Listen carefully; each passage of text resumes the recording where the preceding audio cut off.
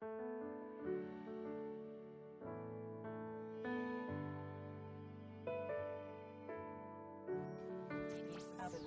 and welcome to a new day. I'm your host, Angel Dee. This show is designed to motivate, encourage, and uplift you as you start your new day, whatever that new day may be. Whatever your new day looks like, it's okay with me, and we're just here to help you along the way.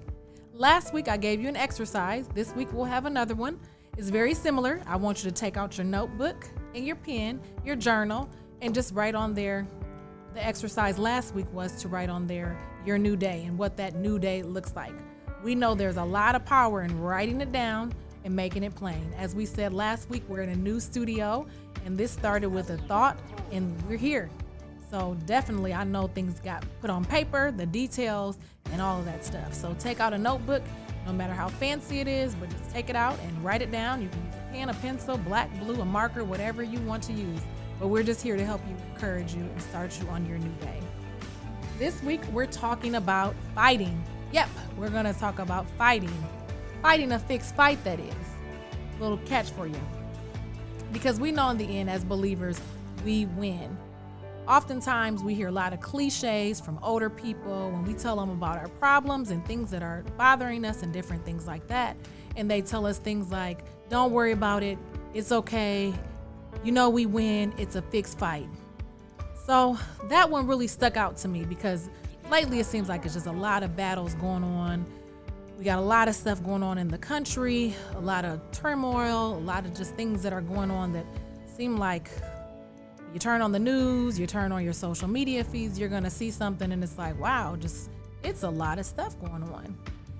But we are encouraged because we know that we win. So I want to do a little research on what it means to fight a fixed fight. Because I'm a fighter. I like to get in the ring every now and then, box, hit you with the 1-2 punch. No, I'm just kidding. I wouldn't dare want to break my nail or anything like that. But I'm more of a lover than a fighter. But if that's how you want to start your new day, I am here for you. I say research it, get in the ring, exercise, start training, get a trainer, and let's go at it if that's how you want to start your journey to becoming the better you and starting your new day. But all jokes aside, what does it mean to fight a fixed fight? What exactly does that mean to fight a fixed fight? So I did a Google search of it and I found a documentary and it was called The Dirty Little Secrets of Sports. And they were talking about boxing and fixed fights. So the analogy was this guy that actually was known for fixing fights. He said that he would go, a big name boxer was scheduled to fight a fight, and they wanted to make sure that boxer kept the championship, the title, and stayed the champ. So with that being said, what would happen is he goes to a ring and he finds a potential person that's going to be the one that loses the fight. He offers them the details of the arrangement, when the fight is, who the fighter that he's going to be fighting is, and when it comes time to fight the fight, they get in the ring, the person fights the fight, a couple rounds, money is exchanged in terms of the winner still remains the champion, the loser's the loser. Now the loser doesn't just lose after getting hit a couple of times, they're going to get a nice chunk of change.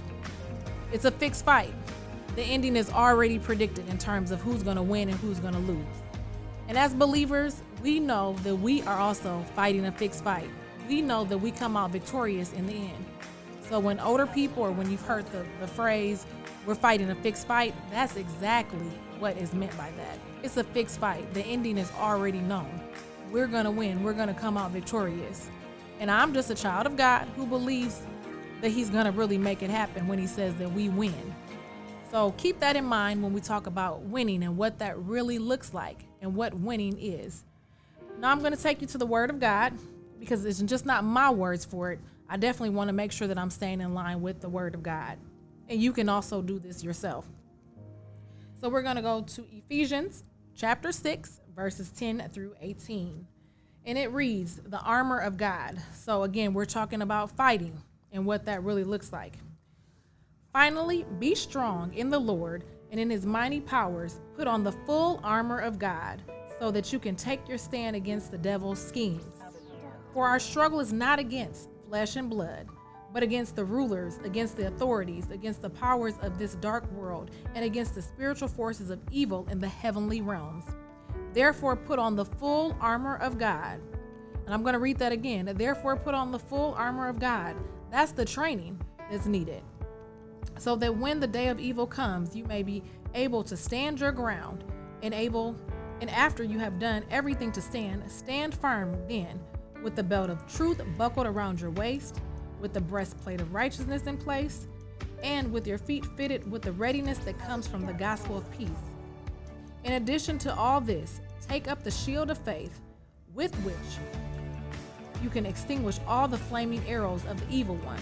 Take the helmet of salvation and the sword of the Spirit, which is in the word of God, and pray in the Spirit on all occasions with all kinds of prayers and requests.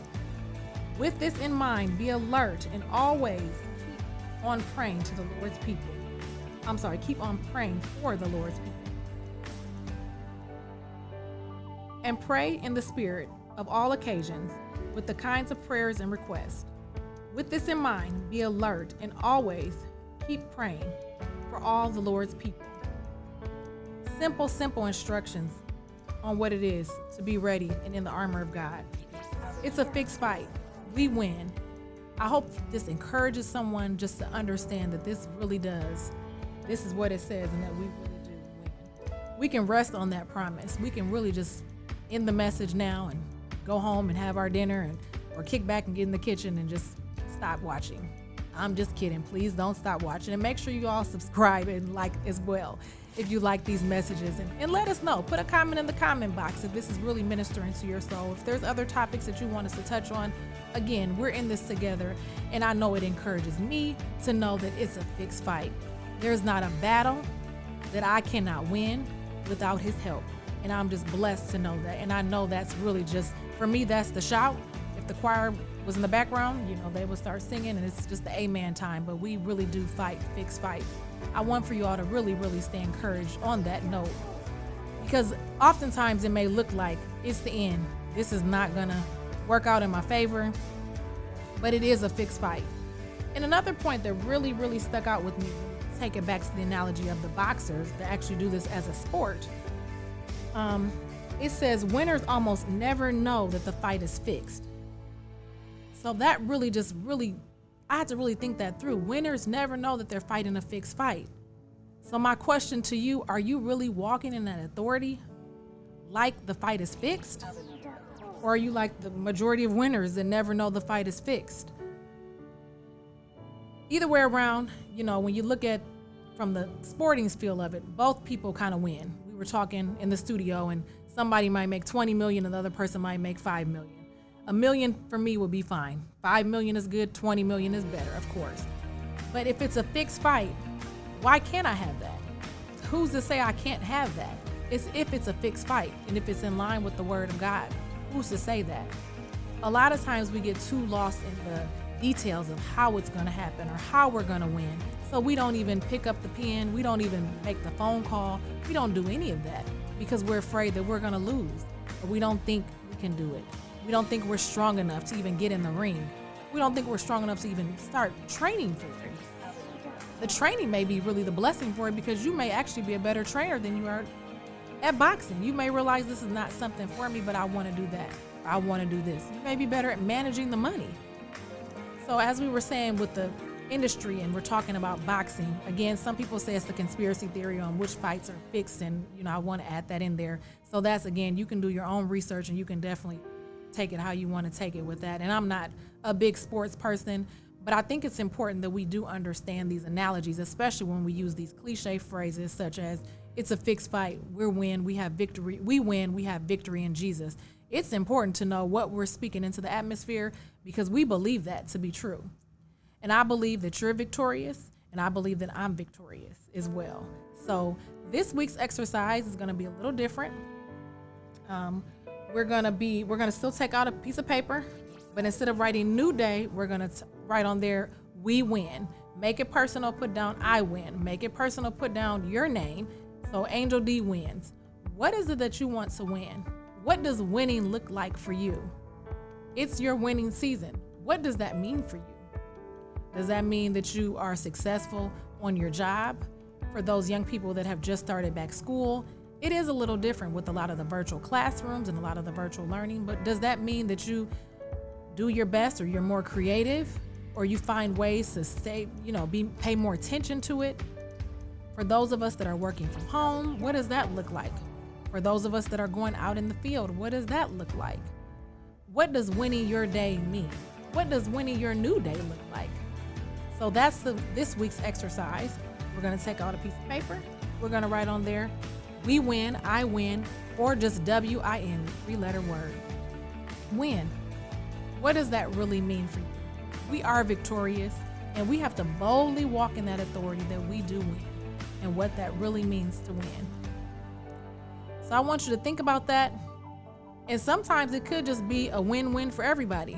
If you walk away with 5 million richer or 20 million richer, it's better than nothing. But you would never even know that if you weren't in that ring.